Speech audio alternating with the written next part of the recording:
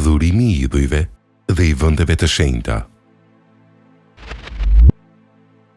Që nga krijimi i Ademit alayhi salam, njeriu ka pasur nevojë të lindur për të lidhur me krijuesin e tij. Por përgjatë historisë, kjo nevojë shpesh ka devijuar. Mendja njerëzore, e kapur nga frika prej të panjohurës, sëmundjeve apo vdekjes, filloi të materializonte të mbinatyrshmen. Gurët, drurët, statujat, madje edhe varret e njerëzve të mirë, filluan të visheshin me një vello të rrem shenjtërie. Kur Islami zbriti në gadishullin arabik në shekullin e 7, bota ishte e mbytur në këtë iluzion. Meka, qendra e monoteizmit të lashtë të profetit Ibrahim, ishte rrethuar nga 360 idhuj. Islami nuk erdhi thjesht si një fe e re, por si një revolucion radikal kundër çdo forme të ndërmjetësimit midis njeriut dhe Zotit. Si i gjykon Islami idhujt, varret dhe të ashtu quajtura të vendet të shenjta? Ku qëndron bia e kuqe që ndan besimin e pastër nga idhujtaria? Thelbi i Islamit është tauhidi, dëshmia se ekziston vetëm një Zot i vetëm i cili nuk ka nevojë për ndërmjetësues. Kurani famlar të adreson drejt për drejt psikologjinë e idhujtarëve të gjitha kohrave. Ata që adhuronin idhujt ose u luteshin njerëzve të vdekur në varre, nuk thoshin se këto objekte krijuan gjithësinë. Arsyetimi i tyre ishte i thjeshtë. Edhe Kurani e citon atë saktësisht në surën Ez-Zumer, ajeti 3. Ne nuk e adhurojmë ata për tjetër, vetëm që të na afrojnë sa më afër Allahut, surja Zumer 3. Islami e godet pikërisht këtë koncept. Zoti në Islam nuk është një mjet toksor që ka nevojë për ministra apo sekretar që njerëzit i afrohen. Ai është Al-Karib, i afërti. Në surën El-Bekare, ajeti 186, Allahu thot: E kur robërit e mi të pyesin ty për mua, unë jam afër, i përgjigjem lutjes së lutësit kur ai më lutet mua. Për këtë arsye, çdo lutje, kërkesë për ndihmë, thirrje në rrezik apo therrje kurbani që i drejtohet të dikujt tjetër përveç Allahut, qoftë ai i dhullguri, varri një njeriu të shenjtë apo edhe një engjëll, konsiderohet në Islam si shirk, mëkati më i rënd i cili e nxjerr njeriu tërësisht nga besimi nëse vdes pa u penduar. Kurani e bën të qartë pafuqinë e këtyre objekteve në surën El-Araf, ajeti 197. E ata që ju i lutni në vend të tij, nuk mund t'ju ndihmojnë juve, e as veten e tyre nuk mund ta ndihmojnë. Por si lindi idhujtaria? Islami ofron një analizë të saktë historike. Kurani në surën Nuh përmend emrat e idhujve të popullit të Nuhut: Ued, Sua, Yaguth, Yauk dhe Nesër. Dietarët e mëdhenj të Islamit, duke u bazuar në transmetimet e sakta historike, shpjegojnë se këta nuk ishin emra gurësht e imagjinuar, por ishin njerëz të devotshëm dhe të mirë që jetuan para Nuhut. Kur ata vdiqën, njerëzit u pikëlluan shumë.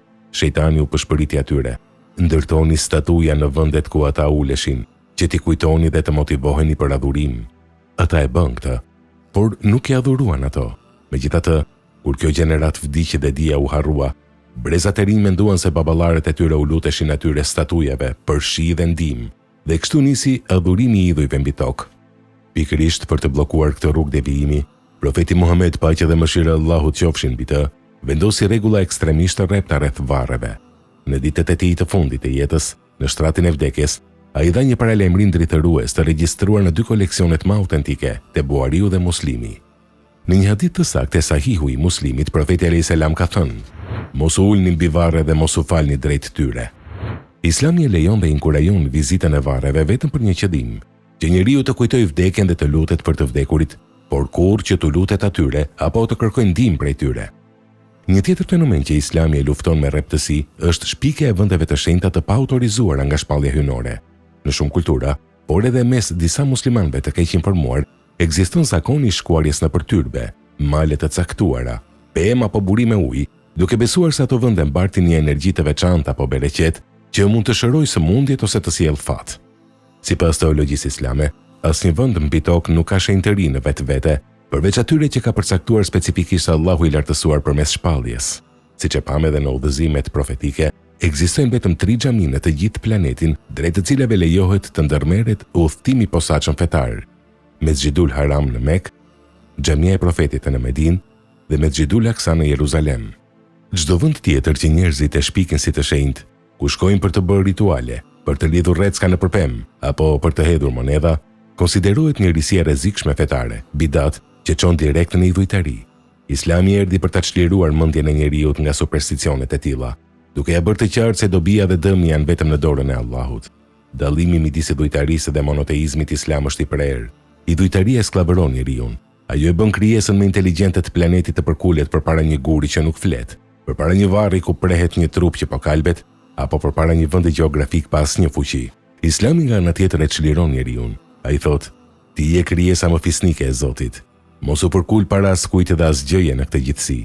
Ku njeriu ngre duart të drejt qiellit dhe thotë: "O Allah", ai është i lidhur direkt me krijuesin e tij, pa pasur nevojë për ndërmjetësimin e asnjë profeti, shenjtori, varri apo statuje. Ky është tauhidi, liria absolute e shpirtit njerëzor. Lufta e Islamit ndaj idhujtarisë nuk është thjesht një debat historik i shekullit të 7. Është një thirrje aktuale për çdo kohë. Shenjtëria i takon vetëm atij që krijoi jetën dhe vdekjen. Kur ne pastrojmë adhurimin ton nga çdo ndërmjetës, ne gjejmë paqen e vërtet shpirtërore, sepse siç thotë edhe ajeti i famshëm i Kuranit në surën An-Nam ajeti 82. Ata që besuan dhe besimin e tyre nuk e përzien me zullum, shirk, idhujtari, atyre u takon qetësia dhe ata janë të udhëzuarit. Thuaj, iku e pavërteta dhe erdhi e vërteta, vërtet e pavërteta është e destinuar të zhduket. Surja Isra 81.